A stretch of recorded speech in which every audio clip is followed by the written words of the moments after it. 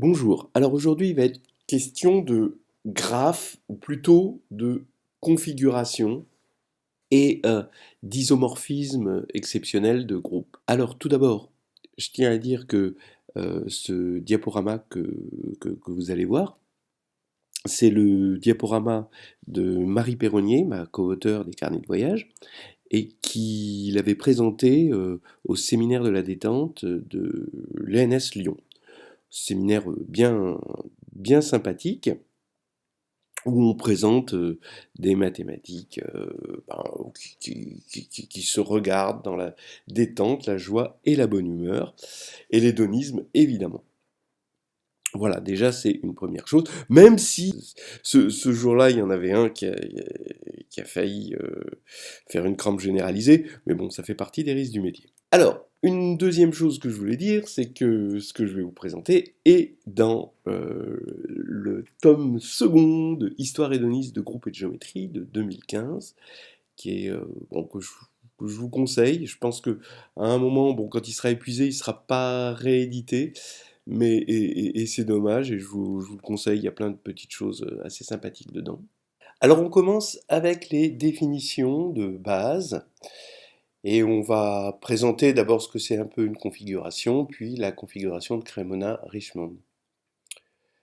Donc une configuration pour nous, ce sera la donnée d'un ensemble fini P de points, un ensemble fini L de lignes, et en fait, on a deux ensembles finis, et puis dans le produit cartésien, on a C, la configuration. C'est un ensemble de couples qui ont été sélectionnés, qui ont été choisis dans P croix L. Et si on a un couple PL formé d'un point et d'une ligne, dans C, on dira que le point P est sur la ligne L. Voilà, tout simplement. Donc vous voyez, on veut faire de la géométrie. Maintenant, on peut avoir des configurations sans qu'il y ait des magnifiques symétries, mais on aime bien quand ça va s'intéresser particulièrement aux configurations qui ont des belles symétries. Et là, on parlera de type de configuration n alpha, L gamma. Ça veut dire que n est égal au cardinal de P, ici. L, c'est le cardinal de L. Et la belle symétrie, c'est que il y a un nombre fixe, alpha, de lignes qui passent par chaque point. Et il y a un nombre fixe, gamma, de points par ligne. Donc toutes les lignes ont le même nombre de points, et tous les points sont traversés par le même nombre de lignes. Voilà. Et dans ce cas-là, on a une configuration comme ceci.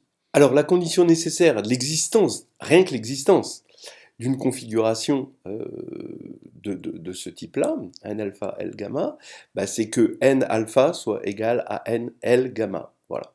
Bon, c'est facile à voir que c'est nécessaire parce que on regarde de deux manières C, on regarde sa projection sur P et sa projection sur L, et on applique le lemme des bergers à ces projections, et on voit que le cardinal de C, ça va être N alpha et ça va être L gamma. Donc il faut bien qu'il y ait l'égalité. Alors maintenant, les configurations se classifient à isomorphisme près. Ce qu'on va appeler un isomorphisme de configuration, c'est une application qui a un couple donne un autre couple, mais c'est pas juste une bijection entre les couples, vous voyez, c'est un isomorphisme. Il faut que ce soit cohérent au niveau des points. Un point est envoyé sur un point, une ligne sur une ligne, et il y a la préservation de l'appartenance, puisque on a un couple qui est envoyé sur un couple. Et maintenant, quand on regarde l'isomorphisme, l'ensemble des isomorphismes d'une configuration sur elle-même, ça va être des automorphismes, et ça va former bien sûr un groupe qu'on appelle hôte de C. Et voilà déjà le premier lien entre la géométrie, on peut appeler ça une géométrie des configurations, et le monde des groupes. Alors maintenant, on reste encore dans les généralités, je vais parler de la dualité. Si C est une configuration, on définit son dual, C étoile, qui va être une configuration. Les points de C étoile, c'est tout simplement les lignes de C. Les lignes de C étoile, ce sont les points de C, donc on a échangé les deux. D'accord. Et dans C étoile, L appartient à P, voilà, une ligne bon, qui est devenu un point en fait, hein, appartient à P, qui est devenu une ligne dans C étoile, si P et appartient à L dans C. Donc en fait, si on veut, C étoile, on a juste inversé la notion de ligne et la notion de point. Voilà. Et maintenant, bien sûr, une configuration est autoduale s'il existe un isomorphisme entre C et C étoile. Alors voilà, on a fini avec les définitions de base, on va parler de la configuration de Cremona-Richmond, et on va voir que, en fait, bon, l'idée, hein, je vous l'annonce hein, tout de suite, on va avoir deux approches de cette configuration, on va la construire de deux façons différentes, une avec une approche combinatoire, une avec une approche symplectique, et le mélange de ces deux approches va apporter une réalisation du groupe d'automorphisme de la configuration. Et on va voir que le groupe d'isomorphismes, avec la première approche, il va être isomorphe à un certain groupe, avec la deuxième, avec un autre groupe, et donc ces deux groupes, de nature combinatoire et l'autre de nature symplectique, vont être isomorphes. Et on va obtenir, grâce à cette configuration, un joli isomorphisme de groupe. Alors après, on verra la construction du fameux automorphisme extérieur unique modulo les automorphismes intérieurs de S6. Voilà, grâce à cette configuration. Alors on attaque une première construction qui est purement combinatoire, la combinatoire de la théorie des ensembles. Donc ici, on a un ensemble fini à 6 éléments, A, B, C, D, E, F. Les points, ben, ça va être les paires de E, style AB, voilà, tout ça. Donc évidemment, il y en a 15 de points, hein, 2 parmi 6. Les lignes sont des partitions de E en 3 paires. Voilà. Voilà par exemple une ligne. Donc AB, CD, EF. Et ensuite, condition d'appartenance, ben, un point appartient à une ligne. Par exemple ici, AB appartient à cette ligne-là, évidemment. Bon, elle est évidente. Alors, êtes-vous prêts à voir la magnifique figure? Alors vous voyez, figure, configuration. Avant on appelait ça des figures, hein, finalement. Hein. Après c'est devenu configuration, ça a pris des lettres de noblesse. Donc voilà, vous avez 15 points, donc qui sont des paires dans A, B, C, D, E, F. Voilà, hein, vous les avez. Alors ils sont, regardez comme ils sont, donc il y a 5 qui sont ici les sommets d'un pentagone régulier. Il y en a 5 qui sont à peu près au 1/4, ici, au quart du pentagone, là ici, sur les arêtes. Et puis, quand on rejoint ici les arêtes, ici une arête avec une arête, un barycentre d'arêtes en face, on peut construire ici une étoile régulière à 5 branches, et ça fait les 5 autres points. C'est assez joli. Alors vous voyez les lignes, par exemple AB, CE, DF, voilà, donc c'est des partitions hein, en 3 paires de l'ensemble E. Voilà. Alors on va regarder le type de la configuration, il y a une très très belle symétrie, hein, si vous regardez bien. Et oui, le type de cette configuration est 15-3, 15-3, c'est-à-dire non seulement c'est bien de la forme N alpha, L gamma, mais en plus de ça, N alpha est égal à L indice gamma, quoi. N est égal à L et alpha est égal à gamma. Et c'est de là qu'on va tirer une certaine dualité. Donc elle est de type 15-3, 15-3. Hein. Donc vous voyez que chaque ligne possède évidemment 3 points. Et puis par chaque point passent 3 lignes. Donc par exemple, AB appartient à ces 3 lignes-là. Voilà. Et le nombre de points, bah, c'est 2 parmi 6. Le nombre de lignes, bah, là c'est un nombre multinomial ici. Mais comme les lignes, donc c'est le nombre multinomial factoriel 6 sur 2 fois 2 fois 2, parce qu'on veut mettre des paires, donc ça c'est des factoriel 2, factoriel 2, factoriel 2. Mais comme l'ordre ne compte pas, ici, on divise par factoriel 3. Et là, c'est une coïncidence numérique, magnifique. Et souvent, ces histoires de configuration, ces histoires d'isomorphisme exceptionnel de groupe, proviennent au départ d'une coïncidence numérique.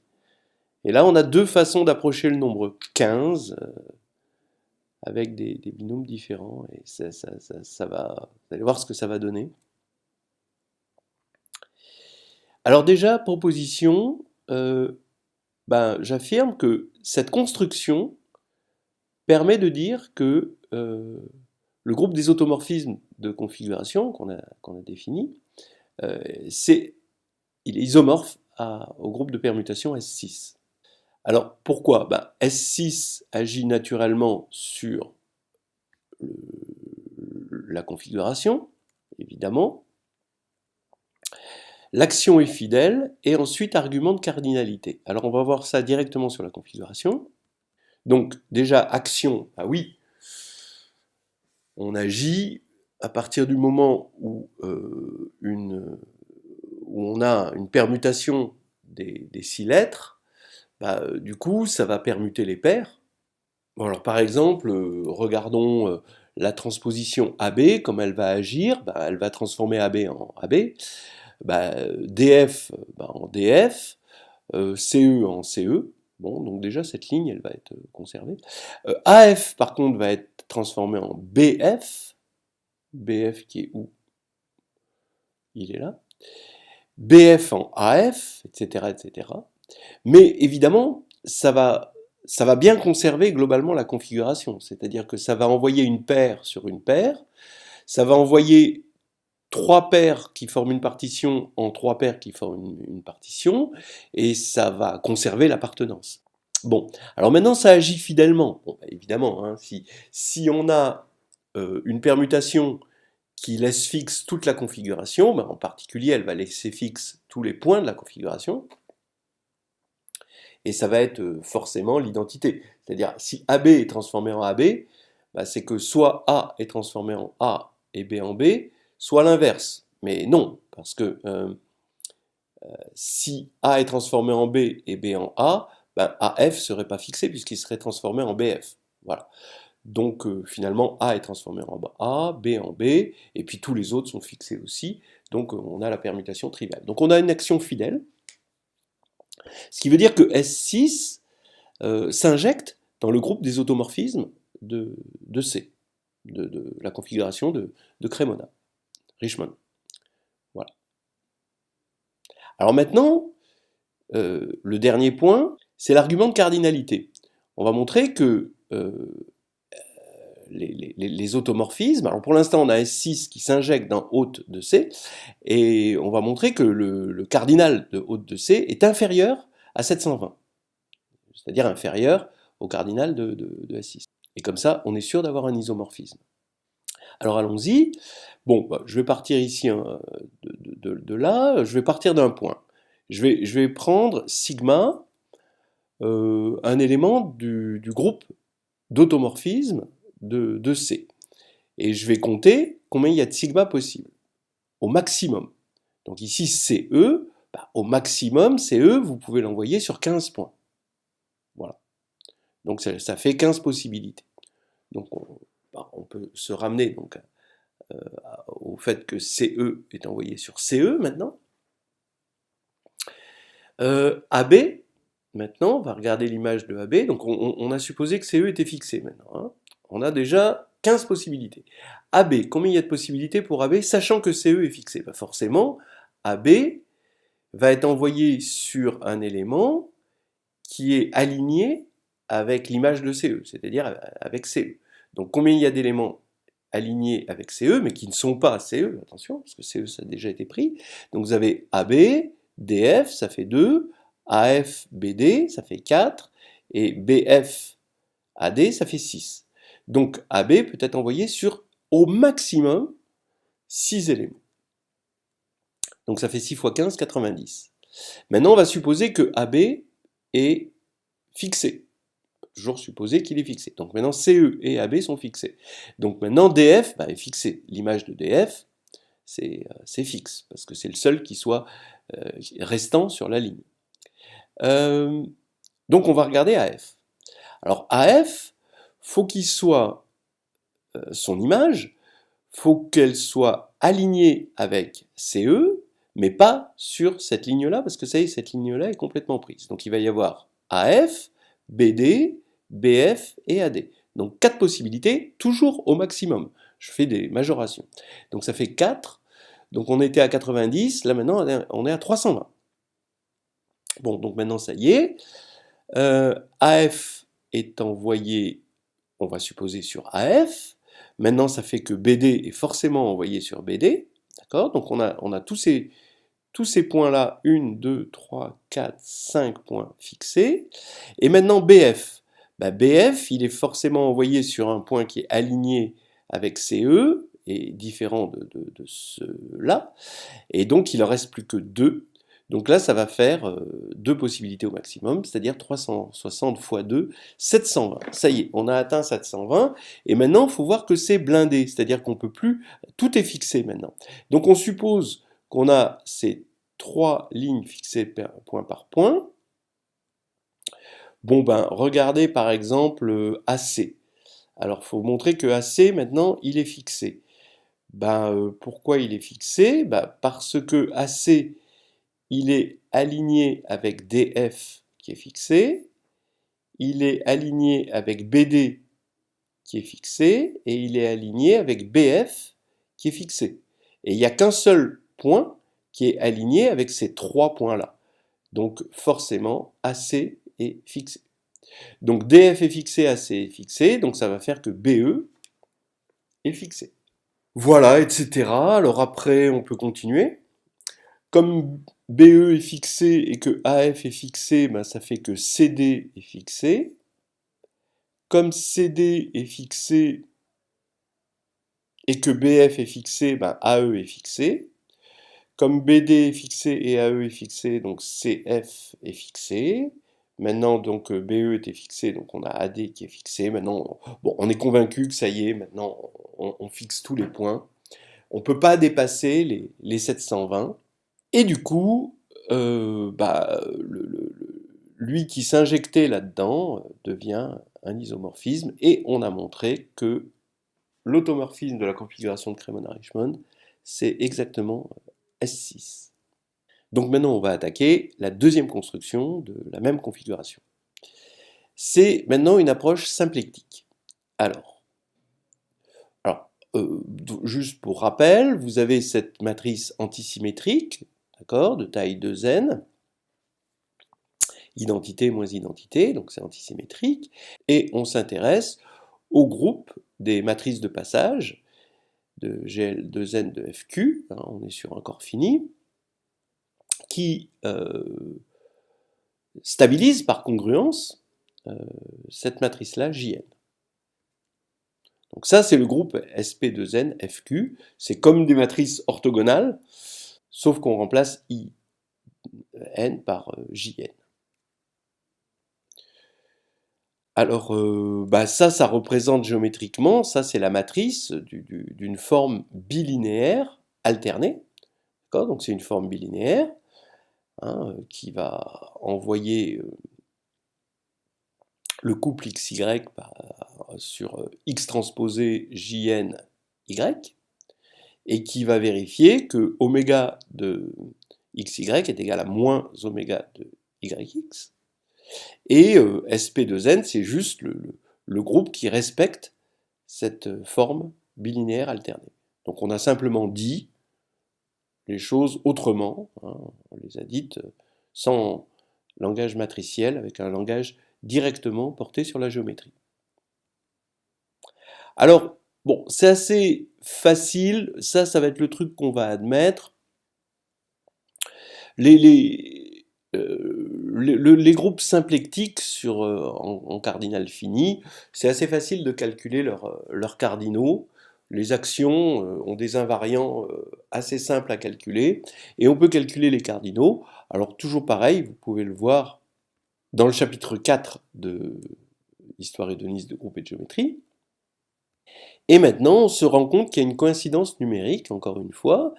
Alors, le cardinal de S6, c'est 720. Et là, quand on prend Q égale 2 et N égale 2, ça va nous faire que le cardinal de SP4 de F2, ça va être 2 puissance 4, donc 16, fois 2 puissance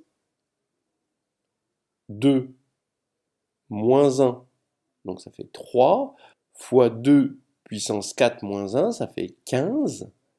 Donc on a 15 fois, on avait dit 3, 45, et 45 fois 16, je vous laisse vérifier que ça fait bien 720, et donc on a cette égalité-là.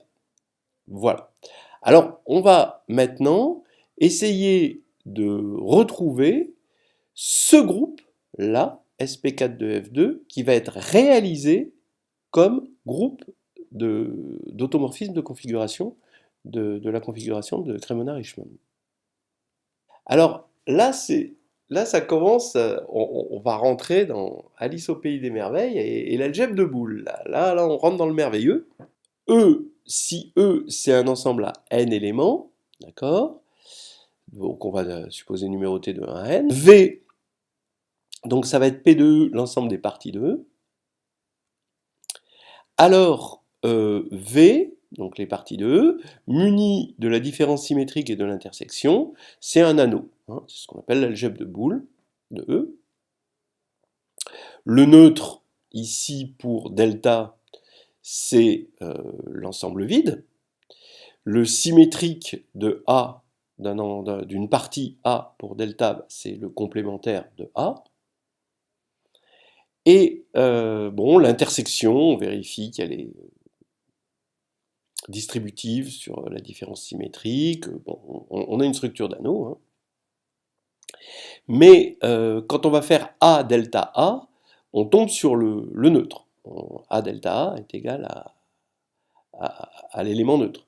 Donc en fait, on peut mettre une structure de F2 espace vectoriel, c'est-à-dire que Z agit, puisqu'on a un groupe ici, V delta c'est un groupe, Z agit sur V, hein, et 2Z est nul. Donc on a une action de Z sur 2Z qui va nous donner un F2 espace vectoriel de dimension n, qui exprime exactement que tout élément est annulé par 2. C'est-à-dire que quand on le fait 2 fois, A delta A, ça fait 0. Donc on a un espace vectoriel, bah oui, et quelle est sa dimension? Bah forcément, comme le cardinal de V c'est 2 puissance n, forcément sa dimension c'est n. Voilà. Alors maintenant, on introduit une forme bilinéaire sur P2, sur V.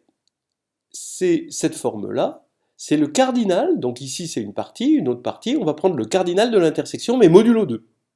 Comme ça on est bien dans F2. Bon, on vérifie que c'est bien, c'est symétrique, évidemment. Alors c'est symétrique, mais comme on est sur F2, c'est antisymétrique aussi. Donc il faut vérifier que oméga de A, B delta C, c'est oméga de AB plus oméga de AC. C'est la bilinéarité. Comme c'est symétrique, ben, ce sera vrai d'un côté comme de l'autre. Et donc c'est la distributivité. Et le fait que modulo 2, quand on fait delta, ben, modulo 2, c'est comme la réunion. Parce qu'en fait, en faisant delta, on fait la réunion. Alors la réunion, ça veut dire déjà qu'on enlève l'intersection des deux. Et on enlève encore une fois l'intersection des deux. Donc on enlève 2 fois l'intersection des deux. Donc ça nous fait bien ça, modulo 2. Donc on a bien une forme bilinéaire. Elle est symétrique, mais bon, alternée, voilà. On préfère la voir comme une forme alternée parce que le groupe alterné est beaucoup plus connu beaucoup plus facile. Les formes alternées sont plus faciles à classifier que les formes symétriques. Bah, disons que les formes quadratiques. Et on va appeler V0 l'ensemble des parties de V de cardinal pair. Alors j'affirme que V0 c'est un hyperplan de V. Parce que si on regarde phi, l'application qui a A donne le cardinal de A modulo 2, on est dans F2, et ben on vérifie que c'est bien une application linéaire, d'après les choses qu'on a vues précédemment. Et donc V0, bah, c'est simplement le noyau de cette application linéaire. Et donc c'est l'hyperplan, hein. C'est un hyperplan, donc son cardinal c'est 2 puissance n-1, puisque sa dimension sur F2, maintenant c'est n-1. Donc, je trouve ça très amusant, voilà, c'est exotique. Donc maintenant, la proposition, ce que j'affirme, c'est que oméga est dégénéré encore sur V0 croix V0 parce qu'il y a E. Alors donc, on va supposer maintenant que n est pair. Alors effectivement, quand on va prendre E, si on fait oméga E, alors on suppose que n est pair, hein, ici, je ne l'ai pas dit, mais voilà, je le dis. Oméga E A, quelle que soit la partie A, bah, ça va être le cardinal de l'intersection, donc le cardinal de A, mais comme A est dans V0, A est pair, donc ça va faire 0. Donc on voit bien que E est dans le noyau de la forme oméga, et donc, comme il est dans le noyau de la forme oméga, la forme est dégénérée, hein, et en fait on montre très facilement que si on passe au quotient, donc on a une droite qui est dans le noyau, mais en fait le noyau c'est exactement cette droite, et donc quand on passe au quotient par cette droite, on a maintenant un espace, donc on avait un sous-espace, un hyperplan ici, maintenant on quotiente l'hyperplan par cette droite là engendrée par E. Les droites c'est 2 points, hein. C'est le vecteur nul et 1 point, on est sur F2. Hein. Et donc maintenant, ça c'est de dimension, on a encore enlevé 1, donc la dimension c'est n-2, et le cardinal c'est 2 puissance n-2. Donc maintenant, on suppose que n égale 6, hein, ce qui fait que notre espace ici est de dimension 4, muni d'une forme non dégénérée. Alors on sait que les formes non dégénérées, des formes alternées non dégénérées, elles sont uniques à isomorphisme près. Et donc notre forme que j'ai passée au quotient, donc c'est oméga bar, elle va donner lieu à un groupe, hein, un stabilisateur de cette forme, comme on a vu tout à l'heure, et comme on est en dimension 4 sur F2, ça va être exactement SP4 de F2. Voilà. Donc, finalement, qu'est-ce qu'on a fait? On a réalisé SP4 de F2 comme un groupe d'automorphisme de V0 bar qui respecte la forme oméga bar. Alors maintenant, on va se rapprocher de la configuration de Cremona. Et la première remarque, c'est que, étant donné qu'on a quotienté par E, et qu'on est sur F2, AB, c'est pareil que moins AB, puisqu'on est sur F2, 1 c'est moins 1. C'est pareil que E moins AB, puisque E c'est 0, on a quotienté par E. E moins AB, c'est le complémentaire. Donc en fait, on fait la soustraction par rapport à delta, mais c'est aussi l'addition, hein, si vous voulez. Donc c'est le complémentaire. Et donc en fait, ce qui fait que la classe, hein, donc on a quotienté par E, la classe de AB, c'est pareil que la classe du complémentaire de AB. Donc, étant donné qu'on a des éléments de paire, hein, de cardinal paire, eh bien, on peut toujours se ramener juste à des paires AB. Donc la conclusion, c'est que si on veut regarder des éléments non nuls dans V0 bar, on peut toujours se ramener à une paire. Voilà. Un représentant, hein, modulo E, qui soit une paire. Donc maintenant la construction, on prend n égale 6, voilà. Les points de notre configuration, ça va être les vecteurs non nuls, ici de V0 bar, d'accord. Donc il va y en avoir 2 puissance 4 moins 1, puisqu'on prend non nul, donc bien 15, et ça correspond bien, ils ont tous pour représentants des paires. Les lignes, eh ben, ça va être des plans totalement isotropes, d'accord, pour oméga. Et relation d'appartenance, ben, un point appartient à L si le vecteur appartient au plan. Alors totalement isotrope, hein, ça veut dire que quand on prend deux points du plan, ben, oméga de ces deux points, ça fait toujours 0. Alors on va voir que c'est bien la configuration de Cremona-Richmond. Regardons, on va regarder la forme des points et des lignes. Alors les points, on a vu que c'était des paires, donc ici vous allez avoir 0. Vous prenez un élément V0 qui est de cardinal pair, d'accord? On a vu que modulo E, donc dans V0 bar, bah, c'était la même chose avec son complémentaire, donc on peut toujours le voir comme une paire. Donc on peut le choisir égal à AB. Maintenant, je vais en prendre un deuxième, parce que je veux créer un plan. Pour l'instant, avec 0 et F, je fais juste une ligne.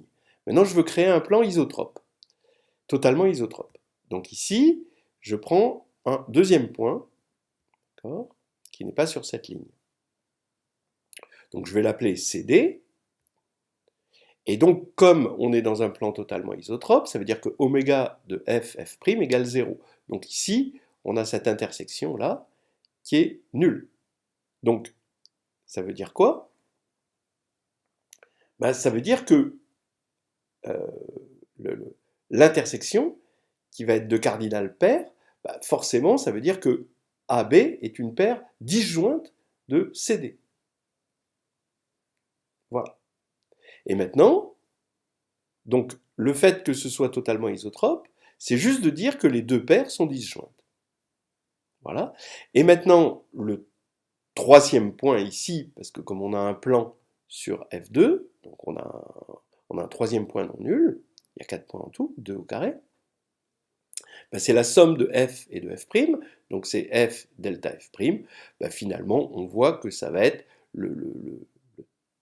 la troisième paire manquante, EF, puisqu'on prend la réunion, puisqu'ils sont disjoints, mais comme on est modulo E, ben, on peut prendre le complémentaire et ça fait EF, pour se ramener à une paire. Voilà. Donc en fait, on voit qu'on a bien la configuration de Cremona-Richmond, puisqu'on a retrouvé, en parlant de plans totalement isotropes, on a retrouvé ben, les paires non nulles et les partitions de E en 3 paires 2 à 2 disjointes. Donc, conclusion, ben, on voit que SP4 de F2 agit sur la configuration de Cremona-Richmond, puisqu'elle laisse fixe finalement ben, les points, évidemment, puisque elle va envoyer une paire sur une paire, puisque les points, c'est juste des paires.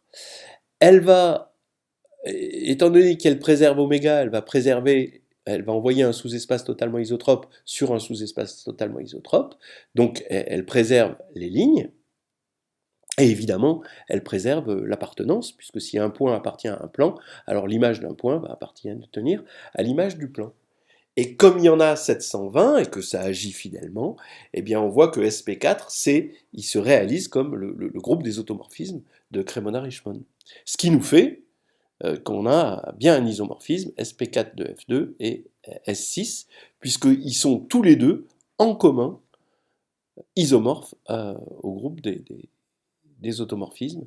Et on voit que la configuration a joué le rôle de pivot entre les deux, d'entremetteur entre les deux. Alors maintenant, on va voir la dualité, on va mettre de la dualité dans cette histoire. Donc la configuration de Cremona-Richmond, j'affirme qu'elle est autoduale. Donc c'est-à-dire qu'elle est isomorphe à sa configuration duale. Ce qui pouvait déjà nous mettre la puce à l'oreille, c'était qu'elle était de type 15-3, 15-3, mais ça, il y a des configurations différentes de la configuration de Cremona-Richmond, de type 15-3, 15-3, et qui ne sont pas autoduales. Voilà. Donc, regardez comment on fait pour créer la dualité. Il faut envoyer chaque point sur une ligne. de sorte à ce qu'il y ait respect hein, de l'appartenance, respect de l'alignement. Donc par exemple, ce qu'on va faire pour construire ça, ça va être très visuel. On va envoyer les points de cette étoile sur les lignes, ici, les 5 lignes, donc il y a 5 points de l'étoile, sur les lignes extérieures du pentagone, là, ici. Voilà. Donc CD, par exemple, on va l'envoyer sur cette ligne-là. Alors ça veut dire quoi? Je vais envoyer maintenant EF, d'accord, qui est aligné avec CD sur, du coup, cette ligne, je vais l'envoyer sur cette ligne-là. Voilà. Maintenant, BD sur cette ligne-là, DE sur cette ligne-là, BF sur cette ligne-là. Voilà. Vous voyez que ça nous fait un truc assez cohérent. Maintenant, ça y est, on a regardé les images de ces 5-là, ces 5 lignes. Maintenant, regardez, si vous voulez regarder l'image de AB, maintenant on va regarder l'image de ces points qui sont aux 3/4, là. D'accord? Donc regardons par exemple l'image de AB. AB, c'est le 3e point de CD et EF, sur la ligne CD-EF. Donc maintenant il est clair que la ligne ici va correspondre à l'intersection ici des deux, donc de DF, et donc que AB, ça va avoir pour image forcément la 3e ligne qui passe par DF. Voilà. Donc, vous voyez qu'on a ici les 5 points qui ont trouvé leurs images, ici. Ces 5 points-là trouvent de la même manière leurs images. Donc là, ça va être lui, ça va être lui, son image, ça va être lui, etc., etc. Et maintenant, il n'y a plus qu'à regarder. Donc là, on a déjà l'image de 10 points. Il suffit de regarder l'image de ces points-là. Alors, comment on fait pour avoir l'image de ces points-là? Étant donné que vous avez l'image de lui et l'image de lui, par exemple, hein, d'accord? Et lui, forcément, ça va être la 3e ligne qui passe par le point commun de l'image de ces 2 points-là. L'image de ces 2 points-là, ça va être des lignes, et il va y avoir une 3e ligne, et ça va être ça. Donc on a toutes les images. Alors c'est une petite prise de tête, mais regardez, hein, on est récompensé par une magnifique correspondance entre les points, l'autodualité de C, hein, l'isomorphisme qui est entre C et C étoile. Ça va être une magnifique correspondance, là, ici, que vous voyez là. Et maintenant, on peut en déduire un automorphisme extérieur de S6, c'est-à-dire qu'il existe donc une bijection qu'on appelle un isomorphisme de configuration. Hein. Maintenant, si on prend sigma dans S6, on va construire un sigma étoile indice, ici, dans le groupe des automorphismes de la configuration, bien sûr, qui est naturel, qui a une paire donne ceci, et un sigma indice supérieur, ici, d'accord, dans l'automorphisme de cette configuration-là, qui envoie un point, donc qui est devenu une ligne, c'est ça les points hein, finalement, puisqu'on est dans le dual, et sur l'image hein, donnée par sigma. Donc là, c'est que des choses très très naturelles. Et maintenant, pour sigma dans S6, on va définir sigma Schrick comme phi-1, sigma étoile, phi. Donc ça va bien partir d'un automorphisme de C étoile, mais les automorphismes de C étoile, c'est S6, et ça va arriver vers un automorphisme de C, et c'est aussi S6. Donc ça va bien être un automorphisme de S6. Parce que c'est une conjugaison, donc c'est un morphisme, une conjugaison. Voilà. Donc, en gros, voilà ce que j'ai dit. Et en fait, on va voir que, on voit que ça fournit un automorphisme de S6, mais qui va envoyer ben, une transposition sur une triple transposition ici. Donc ça ne peut pas être un automorphisme intérieur. En fait, il va donner, ceci va être envoyé sur ça, etc., etc. Voilà. Donc on a ça en prime. Donc je terminerai maintenant sur une ouverture que je vous conseille, sur les configurations. Il y a beaucoup de configurations dans le monde des maths. Ça généralise de façon très exotique les géométries classiques que l'on connaît. Et par exemple, vous avez la configuration qu'on appelle le plan de Fano. Voilà, c'est une autre configuration. C'est quoi? Ce sont les droites de f2 au cube. Donc les droites finalement de f2 au cube, elles ont deux points. Il y a le vecteur nul et puis un autre point. Donc ici, ce qu'on met, c'est juste un point. Donc vous avez les trois. Donc ici, vous avez les 7 points non nuls en fait, de f2 au cube. D'accord? Donc 8 moins 1. 2 au cube moins 1, ça fait 7. Voilà. Et ces droites-là, elles forment des plans. Donc l'alignement, les lignes sont les plans. Et vous avez 3 droites, évidemment, par plan.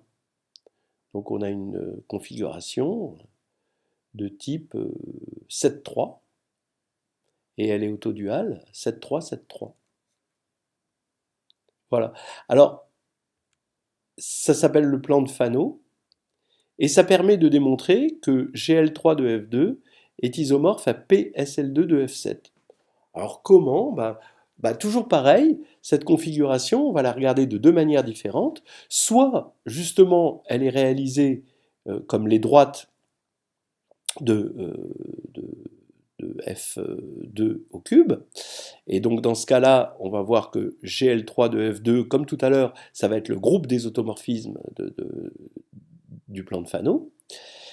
Et on peut aussi le voir autrement. Alors là, c'est un peu compliqué, c'est avec on peut la réaliser par des triangles équilatéraux sur P de F7. Alors ça, c'est passionnant. Donc vous pouvez le voir dans Histoire hédoniste de groupe et de géométrie. Et donc en le réalisant d'une autre manière, on va tomber sur un groupe complètement différent et en fait égal, puisque ça va être le groupe il va y avoir bien sûr beaucoup de coïncidences numériques. Une autre histoire, c'est ceci, je ne sais pas si vous reconnaissez, mais ça c'est la configuration de Desargues. Vous avez une configuration de type 10-3, 10-3, et qui vous donne que, j'ai oublié de mettre F, que S5 est isomorphe à PSL2 de F5. En fait, on peut la réaliser de deux manières différentes. D'une part, alors avec ce qu'on appelle des triangles autopolaires. Alors ça, c'est un petit truc dont on est assez content avec Jérôme Germoni d'avoir fait ça dans le livre. Et puis on a écrit aussi un article qui généralisait ces choses-là. Et d'autre part, par une combinatoire.